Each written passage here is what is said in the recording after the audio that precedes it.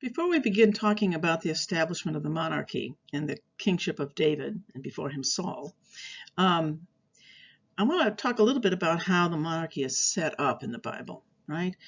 We have, prior to that time, a lot of loosely confederated tribes, apparently, living, they are joined together. They are all Israel, the 12 sons of Israel, but they want a king. We're going to see they need a king. This is what clearly this last chapter in the book of Judges is setting up the need for a king. Notice that the very first verse in that chapter is, in those days when there was no king in Israel, when there was no king, a certain Levite was sojourning in the remote parts of the hill country of Ephraim and took to himself a concubine. Now, a concubine is a sort of secondary wife here. So she's a wife, but they're probably a little bit more like Hagar, not a slave, but not a bride. There'd been no bride price paid for her, so she has less status. And we know the story opens with her being angry with him for some reason, and she goes home to her father's house. Now he waits a while, but eventually he follows her home to speak kindly to her and bring her back. That all sounds good, doesn't it? When he arrives at her father's house, he's greeted with great joy and embraced and welcomed in. And in fact, the girl's father won't let him go. They're having such a good time together, these two guys together, drinking and having a big party.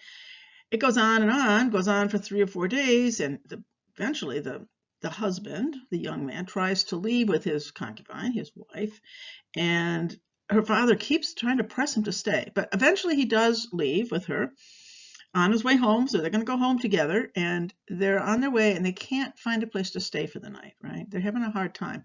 Eventually they wind up in a town called Gibeah, where no hospitality is shown to them. Now, this is, again, one of these cultural things where the expectation is that you go into a city, a town, and you sit in the public square, and the town has an obligation. Somebody, whoever is the first one out there, ought to be rushing out to welcome you in and bring you home and feed your servants well and give you a good meal, the best meal. Hospitality was a very important law. And many people think that the Sodom and Gomorrah story is quite similar to this one in many ways, and that the real sin there was that they did not provide hospitality. And again, we get the same kind of pattern going here.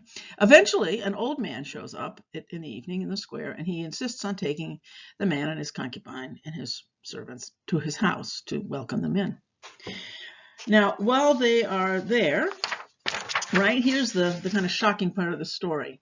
While they were enjoying themselves, the men of the city, a perverse lot, surrounded the house and started pounding on the door. And they said to the old man, the master of the house, "Bring out the man who came into your house so that we may have intercourse with him." And the man, the master of the house, went out to them and said to them, "No, no, my brothers, do not act so wickedly. This man is my guest. Do not do this vile thing. Here's my virgin daughter and his concubine. Let me bring them out now. You can ravish them and do whatever you want to them, but against this man do not do such a vile thing." But the men of the town would not listen to him. So the husband, seized his concubine and he put her out there. He threw her out the door. And they wantonly raped her and abused her all through the night until the morning.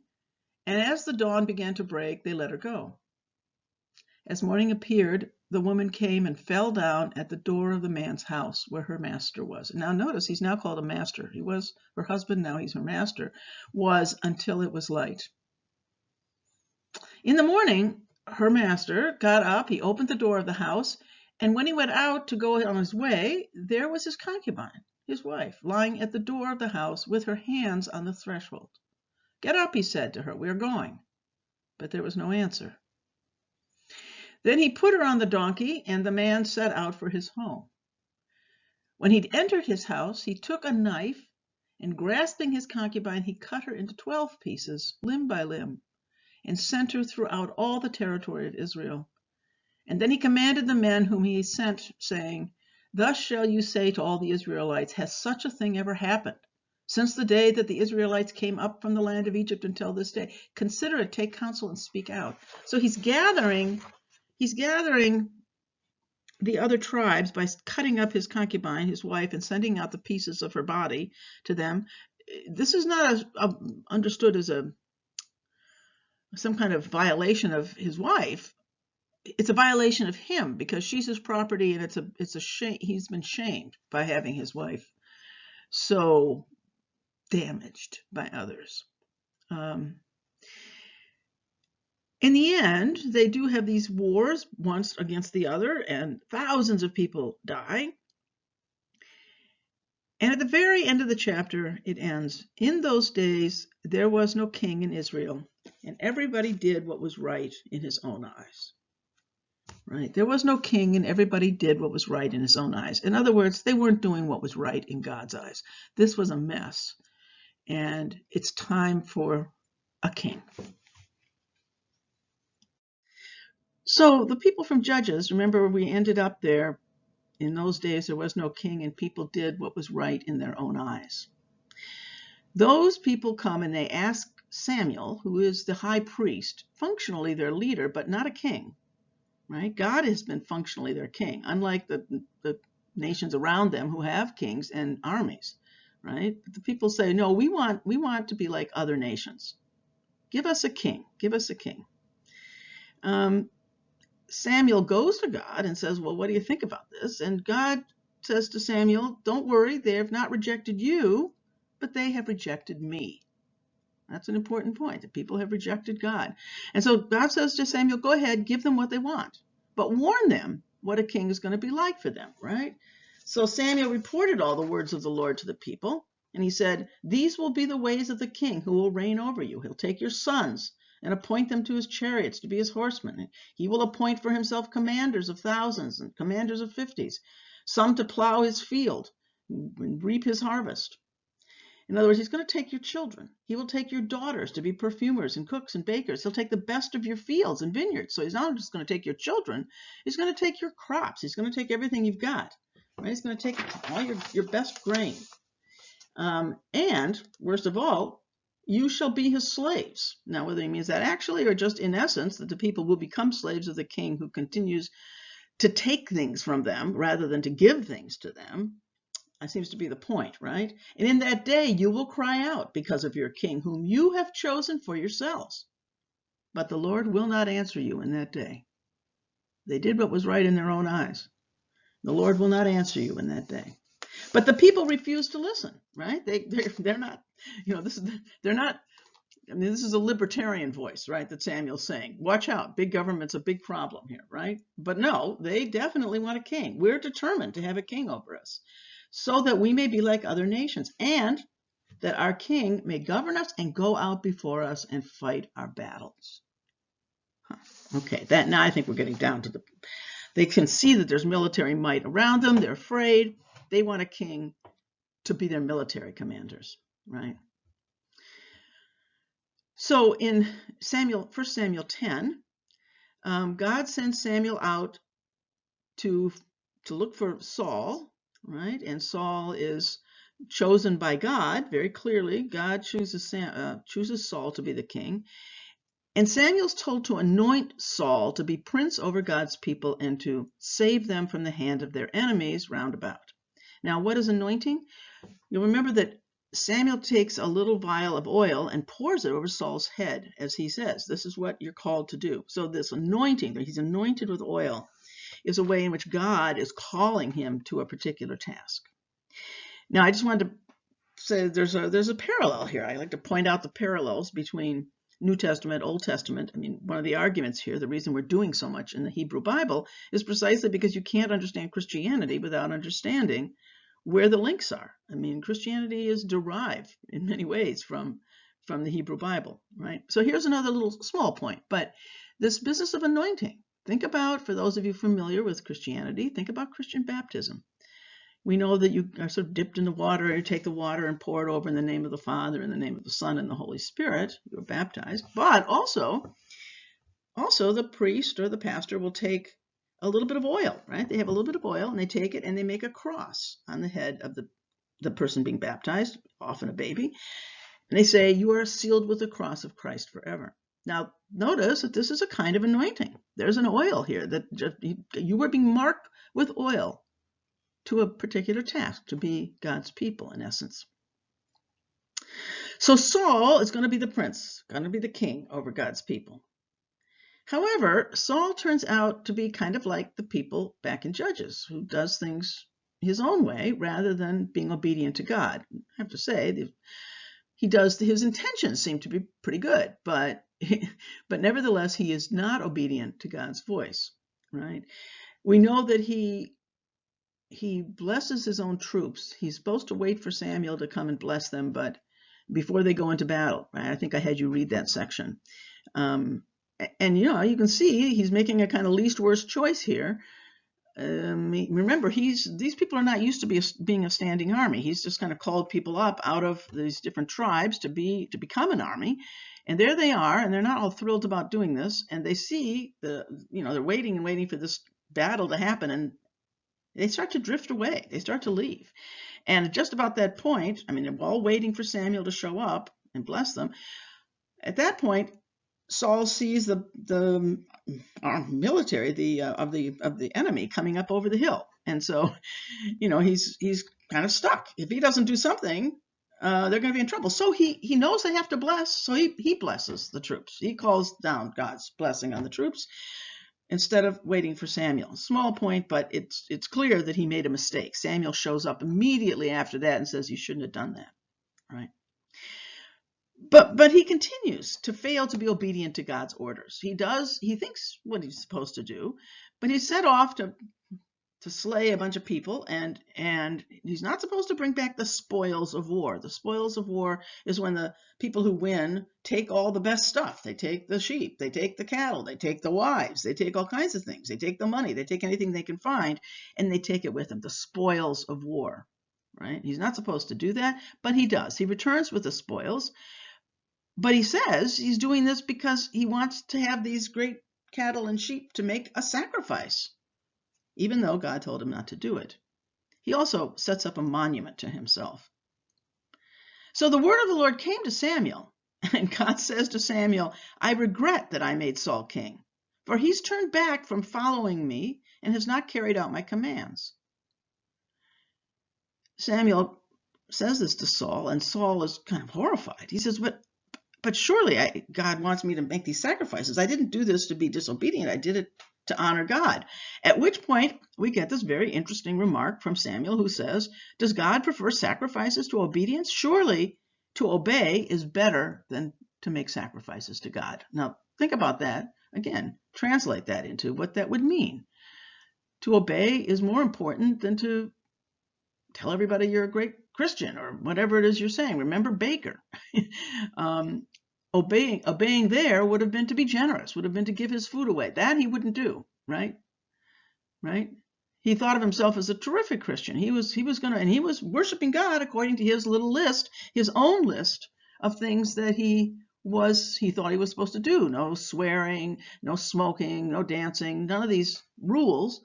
But when it came to actually sharing his food, which is what love and justice would have called him to do, God, he wouldn't do it. And in many ways, what we have here again are people who listen, who do what was right in their own eyes. It is right in their own eyes. They're not, again, they're pretty convinced they're doing the right thing, right? But surely it's better to obey than to sacrifice. And it's interesting here. When Saul finally gets it, that he's really failed in this, he says, "I've sinned, I've transgressed the commandment of the Lord." Why? "Because I feared the people and I obeyed their voice." I did what was right in my own eyes, but what's right in my own eyes is to do what the people want. Do what the people want. To not do what the people want means that you're going to have to take some heat, right, from your neighbors. Now, again, remember back to Shantung. We talked about who was it who could actually manage to be generous. People who had a ground, people who stood on God, people who had some reassurance that their lives were in the hands of something bigger than they were, that their lives rested in something else. And we didn't have so much of an obedient question there, though I do think the baker's a great example of disobedience and somebody who thinks he's doing what he ought to do. Mrs. White, the same. She's doing what She's convinced herself that she's doing what she ought to do, doing what was right in her own eyes, but not doing what she was really called to do, which would have been to love her neighbors and to be just and generous with them. So we have this final text as Saul is begging with Samuel to please ask God for pardon. Remember, Saul does not have any direct conversation with God here. It's all going through Samuel, right? So he says, please ask for God's pardon. Samuel says, no, the Lord has torn the kingdom of Israel from you this very day and has given it to a neighbor of yours who is better than you. One of the things about 1st and 2nd Samuel is that this book was also put together during the time, well, the Israelites were in exile in Babylon.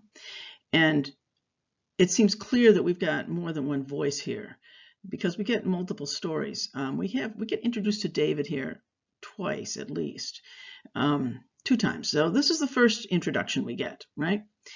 So the Lord said to Samuel, how long are you going to grieve over Saul? I have rejected him from being king over Israel. Fill your horn with oil. In other words, you're going to go anoint somebody else and set out. I'm going to send you to Jesse, the Bethlehemite, for I have provided for myself a king among his sons.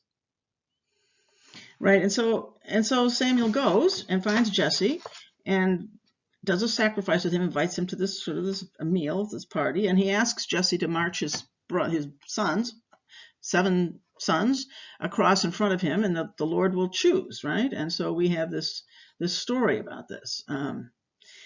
When Samuel came, he looked at Eliab, who's obviously the oldest son, and he says, oh, surely the Lord's anointed is now before the Lord. But the Lord said to Samuel, do not look on his appearance or on the height of his stature, because I have rejected him. For the Lord does not see as mortals see. Mortals see the outward appearance, but the Lord looks on the heart. All right. So all these fine-looking sons, they all look like kings to Samuel, and they keep marching across there. We've got Abinadab, we've got Shammah, we've got a number of them, right? And the guy keeps being told that the Lord isn't just not this one, not this one, not this one. 7 of his sons pass before Samuel, and eventually Samuel says to Jesse, the Lord hasn't chosen any of these. Are all your sons here? Well, says Jesse, there does remain yet one more, the youngest, and he's up keeping the sheep. Well, go get him. Bring him in here, right? And as soon as he does, well, we hear that he's also quite attractive. He was ruddy and had beautiful eyes and was handsome. So, he also looks like a king. And the Lord said, rise and anoint him, for this is the one. And Samuel took the horn of oil and anointed David in the presence of his brothers, and the Spirit of the Lord came mightily upon David from that day forward. All right. Now here we're going to hear about David, little David play on your harp. This is the story of David when he's whether this continues on directly from this story of finding David among the sons of Jesse, it's not clear. But we now have still a young boy, David, right? He plays the lyre for Saul. So at this point, Saul is still the actual king. Right? God has made a new king with David, but on the throne, officially, Saul is still king. But an evil spirit of the Lord comes upon him. Right? And so Saul says to his servants, provide for me someone who can play the lyre, play and sing for me, right?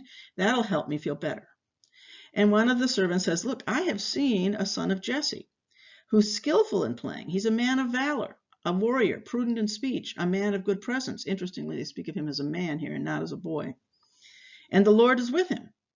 So Saul sent his messengers to Jesse and said, send me your son David, who is with the sheep.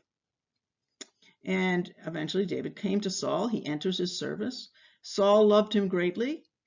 And he said to Jesse, let David remain in my service, for he has found favor in my sight. And whenever the evil spirit from God came upon Saul, David took the lyre and played it with his hand, and Saul would be relieved and would feel better, and the evil spirit would depart from him. So this is the second story where we meet David and Goliath here. David is still a boy, but apparently he hasn't met Saul yet at this point. So it's clearly from a different text originally. At any rate, here it is. It's 1 Samuel chapter 17, right? the Philistines have gathered their armies for battle. Now remember, the Philistines, actually, if you read all this, you clearly haven't read all this, but it's the Philistines keep showing up. They're an enemy that the Israelites are terrified of, right? And Saul had gathered the Israelites now. Saul is still the functional king. And they're encamped in the valley of Elah, and they formed ranks against the Philistines. The Philistines stood on the mountain on one side, and Israel stood on the mountain on the other side with a valley in between. And there came up out of the camp of the Philistines a champion named Goliath. He had a helmet of bronze. He's armed with a coat of mail. The weight of the coat was 5,000 shekels of bronze. He had bronze on his legs and a javelin of bronze slung between his shoulders. The shaft of his spear was like a weaver's beam. His spear's head weighed 600 shekels of iron. He stood and he shouted to the ranks of Israel, "Why have you come out to draw up for battle? Am I not a Philistine? Choose a man for yourselves and let him come down to me. And if he's able to fight with me and kill me, then we'll be your servants. But if I prevail against him and kill him, then you'll be our servants and serve us." And he said, "Today I defy the ranks of Israel." Well, the Israelites were terrified, and they drew back, right? Now, this went on for 40 days. The Philistine kept coming forward. This is Goliath. He keeps stepping out and challenging the Israelites' army and saying, "Send somebody out to fight with me." It was actually kind of enlightened. Instead of everybody dying, Goliath says, "You send out your best. We're sending out our best. We'll fight, and whoever wins, that's the side that wins. So we don't have to slaughter all sorts of people," right? It's an interesting approach to war. At any rate, that's what's going on. And now we jump back to the story of David, right? So this is going on out there in the place where they're all encamped and about to go into battle. Now, David had been going back and forth to the sheep. He was not out there. His older brothers were out there. They were functioning as part of Saul's army. And, you don't have a kind of military the way we do today. And so families obviously supported their own sons. They sent the younger boys back and forth with food and so forth to find out how the older boys were doing. And that's what happens with David, right? His father sends him out. Jesse said to David, "Take for your brothers this grain and these loaves, carry them quickly to the camp, take these cheeses to the commander, and see how your brothers are faring," right? So come back and let me know. So again, there's Saul and all David's brothers and all the other soldiers are out there encamped, and they're watching Goliath come out day by day and shout at them. So David rose early in the morning and he left the sheep with a keeper, the sheep that he usually takes care of. He took the provisions and went as Jesse had commanded him. And he came to the encampment. And he left the things that he brought in charge of the keeper of the baggage. He ran to the ranks and he went in and greeted his brothers. "How are you?" As he's talking to them, the champion, the Goliath, right, came up out of the ranks and once again spoke the same words as before, and David heard him this time. And when the Israelites, David also saw that when Goliath had gone, that the Israelites were terrified, right?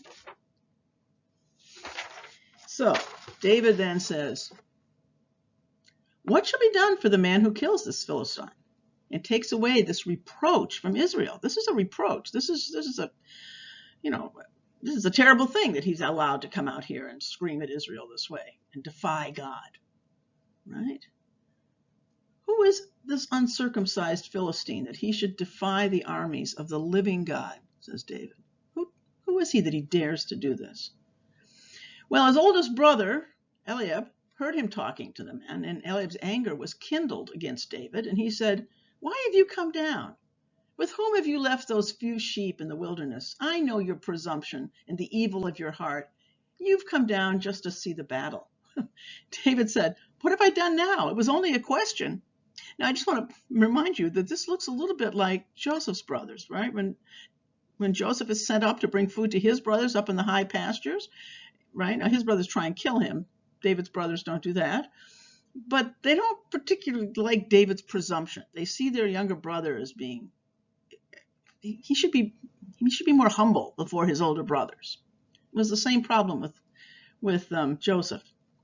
At any rate, when the words that David had spoken were heard, right? When he sort of talked about how dare this uncircumcised, notice the uncircumcised, he's not one of the circumcised, one of the uncircumcised, how dare he come against the men of the living God. So Saul heard about this, right? And he sent for David. And David said to Saul, let no one's heart fail because of him. Your servant will go and will fight with this Philistine. In other words, I'll go do this. Don't worry, I'll take care of this. And Saul said to David, you're not able to go against Goliath to fight with him. You're just a boy. He's been a warrior from his youth. David said to Saul, your servant, he himself, David, I used to keep sheep from my father, and whenever a lion or a bear came and took a lamb from the flock, I went after it, and I could strike it down. I'd rescue the lamb. If it turned against me, I could catch it, strike it down, and kill it. He's a pretty good warrior. I'm pretty strong, he says, right? Your servant has killed both lions and bears. I've killed both lions and bears, and this uncircumcised Philistine will be like one of them, since he's dared to defy the armies of the living God. David says, the Lord who saved me from the paw of the lion and from the paw of the bear will save me from the hand of the Philistine. So Saul said to David, all right, go and may the Lord be with you. And Saul then tried to clothe David with his armor. This is kind of cute, right? David's standing there and just whatever he's wearing. And Saul says, well, if you're going to go in there, we got to put some armor on you, right? So he straps all this heavy armor on David. And David is just like, hanging, his armor is pulling him down. He can hardly move, right? And he says, I can't walk with these. I'm not used to them. So David took them off. Notice how vulnerable he is. We've got a boy here. He's just a young boy. He does not wearing any armor. He's taken the armor off. He's not afraid. He trusts that God will fight through him, right? God will do this work. Remember that when Moses said to the people, stand still and let the Lord work through you. Here we have David doing exactly that, right? The people were told at the water to step forward. Yeah, let the Lord, you have nothing to do but be quiet and let the Lord work through you, but you also have to walk into the water. You've got this interesting dichotomy. You're receptive and you are also an agent. You need to go and do this thing. And David does exactly that, right? He trusts that God will protect him. And so David goes out. And Goliath's like, who is this kid? Am I a dog that you come to me with sticks? He yells, right? And he says to David, come to me. I'll give your flesh to the birds of the air. But David says to Goliath, you come to me with sword and spear and javelin, but I come to you in the name of the Lord of hosts, the God of the armies of Israel, whom you have defied. And this very day the Lord will deliver you into my hand, and I will strike you down and cut off your head. So this is kind of cooperation here in this faithful boy. The Lord's going to do it, but I will also be doing it together. All right. We'll do this so that all the earth may know that there is a God in Israel. Now, remember, this is not so different than what was going on with Moses. Remember, and the Pharaoh. What's Pharaoh doing? God is battling Pharaoh through Moses in order to demonstrate that God is God. And now we, again, here have God battling through David in order to demonstrate that the armies of Israel are going to be God's armies. You attack Israel, you attack God. Right? So I'm going to do this, he says, so all the earth may know that there is a God in Israel, and that all this assembly may know that the Lord does not save by sword and spear, for the battle is the Lord's. Right? All these people, all my older brothers and all the rest of these military people who are so scared of Goliath, they think they have to beat him with the sword and the spear. But the only way to beat Goliath is to let God beat Goliath, right? The Lord will give Goliath into my hand, he says. So, as the Philistine drew nearer to meet David, and David ran quickly toward the battle line, he wasn't afraid at all. He took stones with him in his slingshot. He takes a stone out, he slung it, he struck the Philistine on the forehead. The stone sank into Goliath's forehead, and he fell face down on the ground, dead. So David prevailed over the Philistine with a sling and a stone, striking the Philistine and killing him. There was no sword in David's hand. right? When the Philistines saw their champion was dead, they fled. And when Saul saw David go out against the Philistine, he asked his commander, whose son is this man? He's a man here, but he was a boy, right? Whose son is this young man? And the commander takes him up to Saul, takes David to Saul. And Saul says to David, whose son are you, young man? And David answered, I am the son of your servant Jesse. Right? So at this point, again, we have a second introduction, in a sense, to David. Before Saul, David should have already been in Saul's court, singing and playing, but this story comes after that other story. So throughout the book of 1 Samuel and into the book of 2 Samuel, we have this long and convoluted relationship between King Saul, his son Jonathan, and David. Jonathan and David are very close friends, despite the fact that Jonathan would normally be expected to take over the kingship, and when his father Saul dies, he seems to be very willing to step aside and allow David to step in. In fact, that takes a long time, and there's more than one occasion where David is very generous to Saul's army. It's clear that David is unhappy about the split here. We've got a kind of civil war going on. After all, these are all brothers, all these tribes. They've not been united before, and what we're seeing here before they get united under David is battling between themselves. We read in 2 Samuel chapter 3 that there was a long war between the house of Saul and the house of David, and David grew stronger and stronger, while the house of Saul became weaker and weaker, which of course God has already set in motion when he anointed David to the kingship much earlier on. So this is all taking time.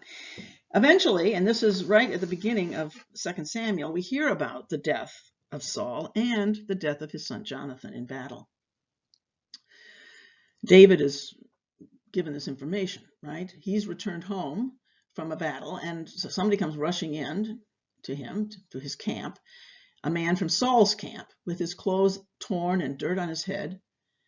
And when he came to David, he fell to the ground and did obeisance. And David said to him, where have you come from? The man said, I have escaped from the camp of Israel. That's Saul's army. And David said to him, well, how did things go? Tell me. And he answered, the army fled from the battle, but also many of the army fell and died. And Saul and his son Jonathan also died. And David took hold of his clothes and he tore them, and all the men who were with him did the same. This is a mark of mourning. They mourned and they wept and they fasted until evening for Saul and for his son Jonathan, and for the army of the Lord and for the house of Israel, because they had fallen by the sword. And that evening David intoned a lamentation for Saul and for his son Jonathan. He calls it the Song of the Bow. And he orders that it be taught to the people so that they won't forget who Saul and Jonathan are. He writes, your glory, O Israel, lies slain upon your high places. How mighty, how the mighty have fallen. Proclaim it not in the streets. Don't let the daughters of the Philistines rejoice, and the daughters of the uncircumcised exult. Right? Because this is a very sad thing. He goes on, Saul and Jonathan, beloved and lovely, in life and in death, they were not divided. They were swifter than eagles. They were stronger than lions. O daughters of Israel, weep over Saul. Jonathan lies slain upon your high places. I am distressed for you, my brother Jonathan. Greatly beloved were you to me. Your love to me was wonderful, passing the love of women.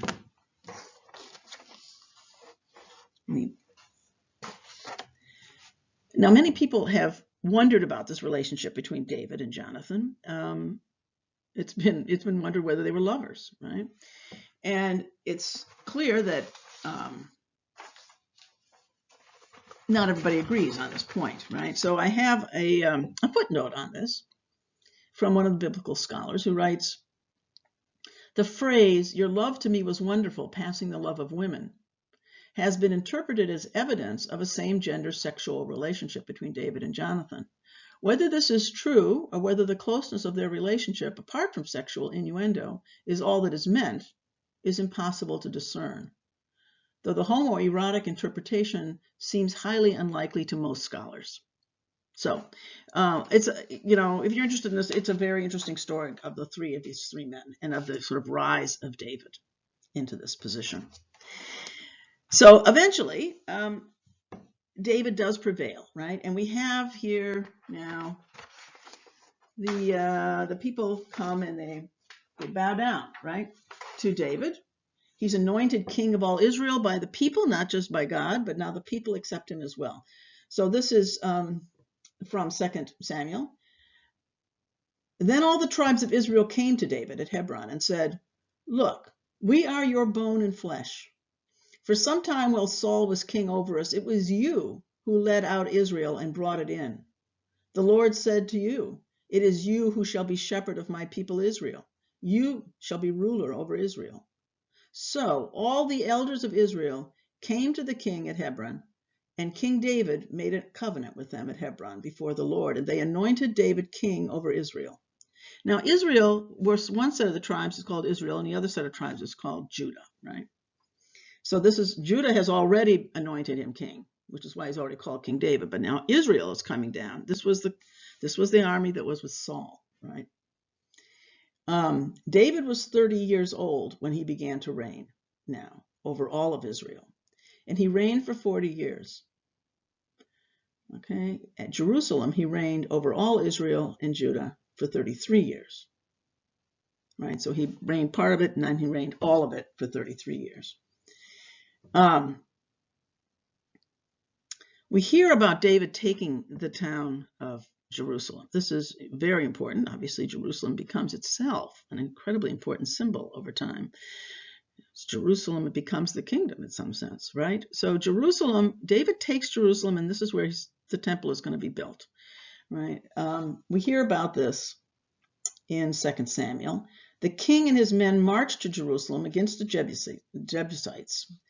And David took the stronghold of Zion, which is now called the city of David. Okay. David occupied the stronghold. He named it the city of David. David built the city all around from Milo inward. And David became greater and greater, for the Lord, the God of hosts, was with him. And he becomes a very great king, right? The king Hiram of Tyre sent messengers to David now. So the kings around about want to recognize him, acknowledge him. And so the king of Tyre sent along cedar trees and carpenters and masons to build David a house, a palace. This is not the house we talked about. This is a palace. We'll talk about another house and another house. But this is a palace for David. All right. And David then perceived that the Lord had established him king over Israel and that he had exalted his kingdom for the sake of his people Israel. That this is what God intends. And so David is going to fill the role, and he's going to become like kings in other places. All right. Over time, David took more concubines and wives. More sons and daughters were born to David. So he expands. He's got concubines. He's got multiple wives. This is typical of the great kings of the period. It's not clear that this is a good thing for Israel. So we're going to move on now to the Davidic covenant. This is a slide that is from the other video, but I'm going to go over it differently. So it's a little different, right? We'll talk about this in just a minute.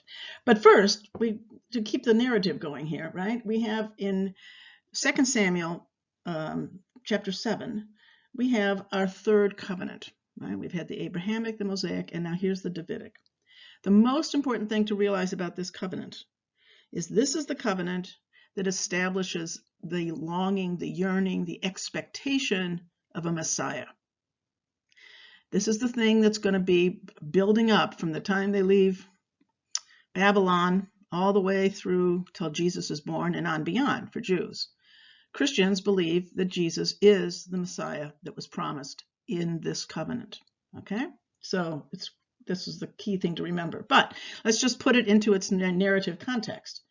right? In chapter 7, we read, now when the king was settled in his house, remember he had somebody come in and help him build his house, gave him all the cedar that he needed to do this.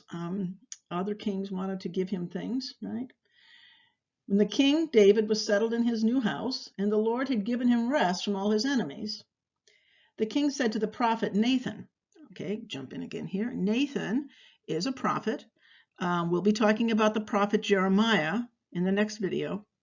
Jeremiah has a miserable life, and most prophets do. Nathan is unusual.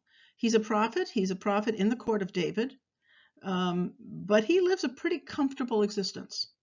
All right, he does not have the kind of miserable life that many of the prophets do. Now, maybe it's because David is viewed as a faithful king and treats his prophet reasonably well. So, at any rate, Nathan, his prophet, had a word from the Lord, and Nathan was told to go, tell my servant David, thus says the Lord, are you the one to build me a house to live in?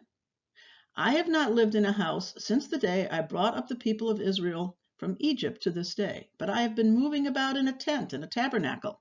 Now, what's this about? One of the things about this covenant, there's a sort of a joke here around the word house. The house gets used in many ways. David has a house that he's living in now.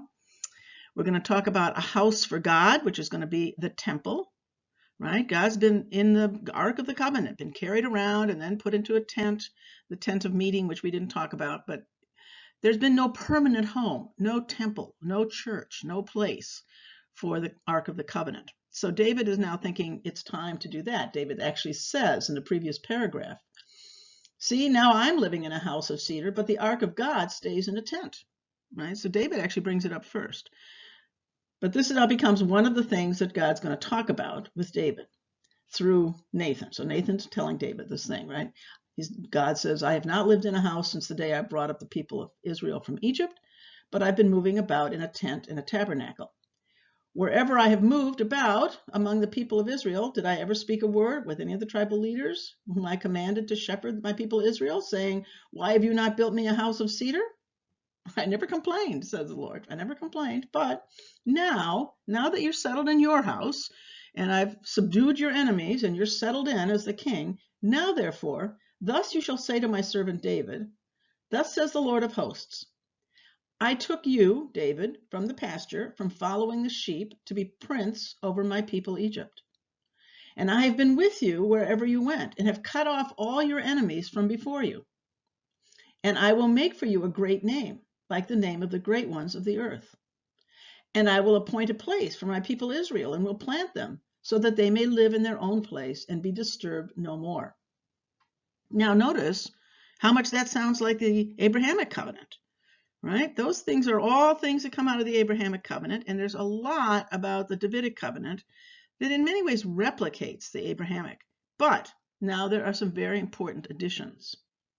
All right. The Lord declares to you that the Lord will make you a house.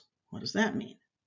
All right, well, let's see. When your days are fulfilled and you lie down with your ancestors, I will raise up your offspring after you, who shall come forth from your body, and I will establish his kingdom, your kingdom.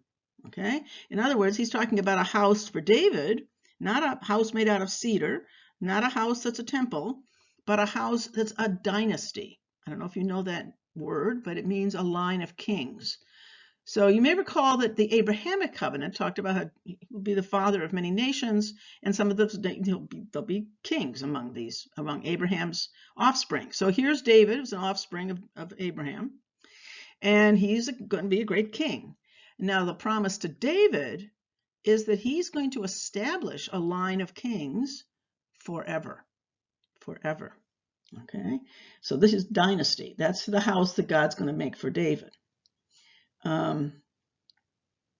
Let's see. I will be a father to him, and he will be a son to me. Here's father-son language. Interesting, isn't it? It's going to get picked up again by Christians when they talk about Jesus as the Son of God. Father-son language. He shall build a house for my name, a temple, and I will establish the throne of his kingdom forever. I will establish his kingdom in his name, his line, forever. Forever. I will punish him with a rod, such as mortals use, with blows, but I will not take my steadfast love from him as I took it from Saul. I will never abandon David the way I abandoned Saul. Never, says God. Okay. Your house, your kingdom, shall be made sure forever. Here it comes again. That's the second time we've heard it. Before me. Your throne shall be established forever. Third time. Right? So one of the key elements of this Davidic covenant is this promise that David's line of kings is going to go on forever. We know that it gets disrupted during the time of the Babylonian exile, when the temple is destroyed and the kingship appears to have died. After that, if you've looked at the other video, you'll know after that there's a longing that develops for the Davidic line to come back, and an expectation that God will keep God's promise on this point. So, on this slide, 5 things to remember for the Davidic covenant, all right? Remember, I've put it into the categories that we've been using for the covenants. So what are the agreements? Well, once again, like the Abrahamic, there are no regular agreements in this covenant because it's only God who's doing the promising. David is not supposed to have to do anything. This is not an if-then, if you do that, then I'll do this kind of covenant. This is, I promise you these things and you'll get them. I will build you a house, a dynasty. There's the first thing you need to remember. You will build me a house, the temple. It's not if then. If you build me a temple, then I'll build you a dynasty. They come together. All right. The temple is another expression in many ways, as I said in the other slide. It's like they're going to live together. Okay. I'm going to build you a house. Your dynasty is going to go on forever, and you're going to build me a temple, and I'll be with them forever, right here in the temple. Okay. Your dynasty will last forever. Third thing you need to remember. And remember, it's repeated 3 times. It will last forever. Third thing. Fourth thing, I will be like a father to you, and you will be like a son to me. Father-son language. All right. So those are the 4 things that are the promises that God makes. There is no mark for this covenant, which is interesting. Remember, the mark for the Abrahamic is circumcision. Notice how much David used that language, the uncircumcised. They understand themselves. We're the circumcised people. They're the uncircumcised people. Goliath, the uncircumcised. Circumcision. The second Mosaic covenant, the mark is Sabbath keeping. All right, you're going to keep the Sabbath. Here, there's no mark other than maintaining your relationship, circumcision with God. Blessings and curses. It's considered an unconditional covenant. So once again, there are no curses associated with this. I will never abandon you the way I abandoned Saul. Now, Saul, the blessings and curses, right? Saul was abandoned. I will never abandon you. I will never abandon your line. You are mine forever. Your kingship will hold forever. Okay? All right. Finally, we're going to move on then to what happens to David after he's settled in. He's got these promises from God. All is going well. He's done an incredibly good job of consolidating the kingdom. But it may be that he's gotten just a little bit too comfortable. So at this point, we arrive at the story of David and Bathsheba. This is the story of David's great indiscretion and his attempt to hide it. Right? We know right off the bat in this text that there's something wrong. It begins with, in the spring of the year, the time when kings go out to battle, David sent Joab, his commander, and his officers, and all Israel with him, and they ravaged the Ammonites, but David remained behind. He stayed in Jerusalem. That's odd, right? So one afternoon, David sees this woman bathing on the roof. She was very beautiful. And he sent someone to inquire about her. And he was told, this is the wife of Uriah the Hittite.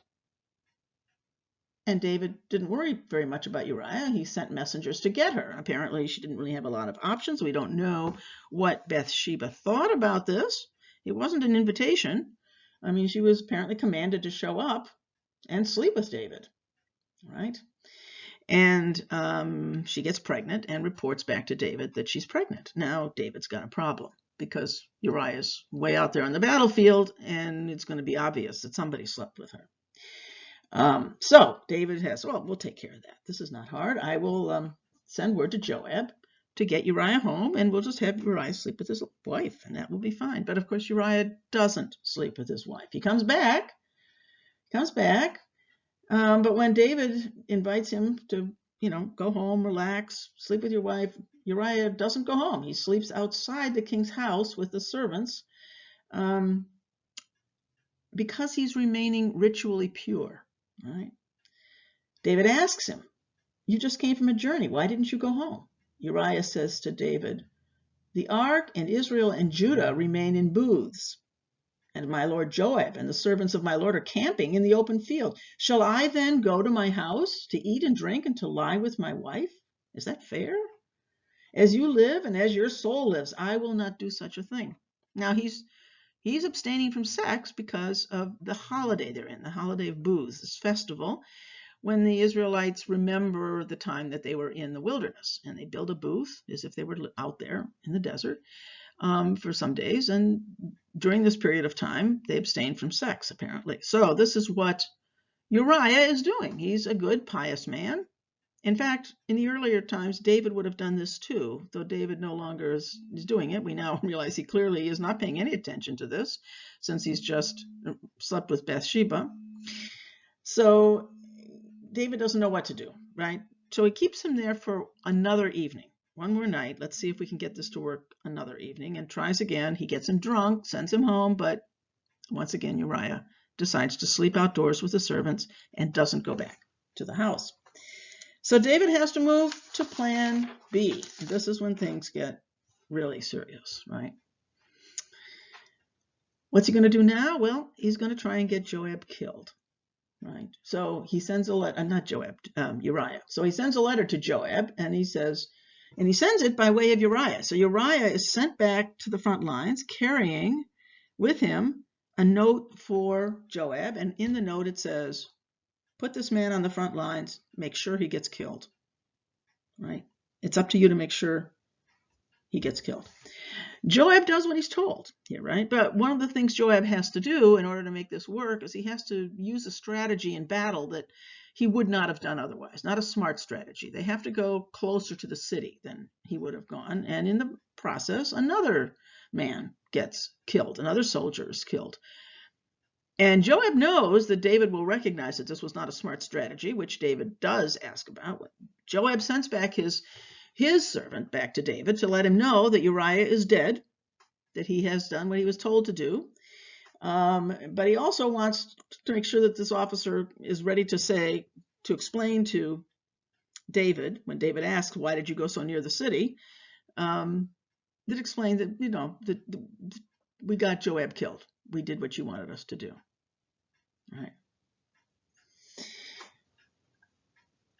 So he goes through all of this, but when the wife of Uriah, this is Bathsheba, when she heard that her husband had died, she lamented this. She clearly loved her husband. We don't know much about her, but we do know that she lamented the fact that he was gone. But when the mourning period was over, officially, David sent and brought her to his house, and she became his wife and bore him a son. But God was not pleased with what David had done. Since the Lord was displeased with David, he sent in Nathan. Now, Nathan is the prophet who lives in the court with David. Unlike most of the prophets, Nathan appears to live a pretty comfortable life. He's very careful about the way he handles David, but he is not treated badly. We'll see with Jeremiah that he has a much tougher life. At any rate, God sends in Nathan to call David down. Right? And so Nathan is clever. He comes to David and he says to him, tells him a story. There were two men in a certain city, the one rich and the other poor. The rich man had very many flocks and herds, but the poor man had nothing but one little ewe lamb, which he had bought. He brought it up, and it grew up with him and with his children. It used to eat of his meager fare and drink from his cup and lie in his bosom. It was like a daughter to him. Now there came a traveler to the rich man, and he was loath to take one of his own flock or herd to prepare for the wayfarer who had come to him. Remember that you're supposed to always give hospitality to a stranger, but he didn't want to use his own flock to do it. So he took the poor man's lamb, and he prepared it for the guest who had come to him. And David's anger was greatly kindled against the man. He said to Nathan, "As the Lord lives, the man who has done this deserves to die. He shall restore the lamb fourfold because he did this thing, and because he had no pity. And Nathan says to David, you are that man. It's a very powerful thing. Notice that what Nathan is doing is getting David to identify with Uriah. Uriah is like the poor man. He has one wife. David has many wives. But David stole Uriah's wife, and then he killed Uriah, right? He had no pity. He had no pity. That man should deserve to die, says David. And then Uriah says, you are that man. And what's interesting here is that David takes this full on. He doesn't complain. He doesn't try and wriggle out. He doesn't have any kind of excuses or justifications. He says, after Nathan says, thus says the Lord, I anointed you king over Israel. I rescued you from the hand of Saul. I gave you your master's house and your master's wives into your bosom, gave you the house of Israel and of Judah. And if that had been too little, I would have added more. Why have you despised the word of the Lord to do what is evil in God's sight? You have struck down Uriah the Hittite. You have taken his wife to be your wife. You've killed him with the sword of the Ammonites. Now, therefore, the sword shall never depart from your house, for you have despised me. Remember, in the covenant, God says, I will never abandon you the way I abandoned Saul, but I will punish you. Right? So he's going to be punished. David said to Nathan, I have sinned against the Lord.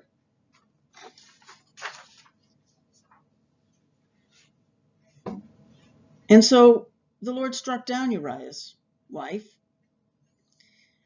the child of Uriah's wife, and the child became very ill. David pleaded with God for the child. David fasted. He went in and lay all night on the ground. And the elders and the servants of his house stood beside him, urging him to rise, but he would not, nor did he eat food with them. And on the seventh day, the child died. The servants of David were afraid to tell him that the child was dead, for they said, well, the child was still alive. We spoke to him, and he did not listen to us. How then can we tell him the child is dead? He may do himself harm. And David is really taking this hard. But when David saw his servants were whispering together, he perceived that the child was dead. And he said to them, is the child dead? And they said, he is dead. Very fearful. But to their surprise, David rose from the ground. He washed, he anointed himself, he changed his clothes. He went into the house of the Lord and worshipped. He then went to his own house, and when he asked, they set food before him, and he ate. His servants said to him, what is this thing that you've done? You fasted and wept for the child while it was still alive, but when the child died, you rose and ate food. And David said, well, while the child was still alive, I fasted and wept, for I said, who knows, the Lord may be gracious to me. The child may live. But now he is dead. Why should I fast? Can I bring him back again? No. So David consoled his wife Bathsheba, and he went to her and he lay with her, and she bore a son, and he named him Solomon. Right? So this is an interesting story. Not only is this the way in which Nathan tells David about his sin, fascinating and very effective, but David's response is very interesting. Remember, let's go back to Shantung. The whole idea of we saw that when people were not standing on God, when they were not faithful in terms of true faith, to use Tillich's notion of this, they tended to justify their behavior, right? They were quick to deceive themselves. Mrs. White was not going to let herself think that she'd done anything wrong. But David doesn't do this. He gets it immediately. And David points that finger and says, you are that man. David goes, yeah, I am that man. I get it. And this is a very good confession. We'll see in the Middle Ages that one of the things the church does is they start talking about what makes a good confession. And there are parts to it. You have to have good contrition. Now, David had great contrition. Contrition means you're sorry for what you did, right? He immediately went in and pleaded with the Lord. He begged, he pleaded, he didn't eat, he fasted. He was unwilling to pretend that things were okay, right? And the other interesting thing is that once the Lord had punished him, once it was done, He accepted it. He stood up. He went about his business, again, surprising the people around him, and went in to Bathsheba and had another child. Right? This is a very interesting question. Was he faithful? I mean, he acted like a person of faith. He did not hide from himself what he had done once he recognized his own guilt. He returned to the Lord very quickly, right? In some sense, he never left the Lord. So the question is out there. Is David a faithful man? He's done many things that are faithful. This one was not. He certainly forgot who he was for a while. But once he's called back, he knows exactly who he is in relation to God, right? So we're going to end this tape here. And the next one will go on to look at Solomon, his son, and then to jump over to Jeremiah and talk about that story.